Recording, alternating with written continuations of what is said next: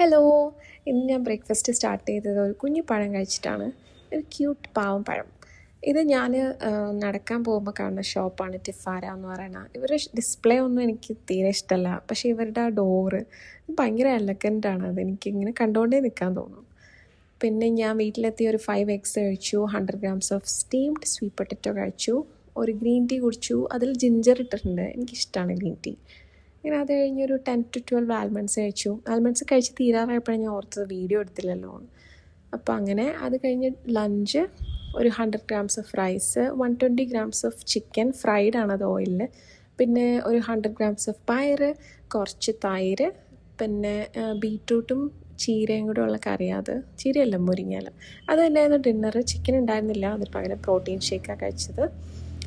അങ്ങനെ ഇന്നത്തെ ദിവസം എനിക്ക് അത്രയൊക്കെ ഉള്ളൂ. ആക്ച്വലി ഞാൻ ഭയങ്കര സ്ട്രിക്റ്റ് ഡയറ്റിലൊന്നും അല്ലെങ്കിലും എല്ലാ ദിവസവും പ്രോട്ടീനും കാലറിയൊക്കെ ട്രാക്ക് ചെയ്യാൻ നോക്കാറുണ്ട്. ചിലപ്പോൾ ഒന്നും അത് നടക്കാറില്ല. But it's okay. അടുത്ത ദിവസം ബാലൻസ് ചെയ്ത് പോവും. ഇതൊക്കെ അത്രേ ഉള്ളൂ. ബൈ.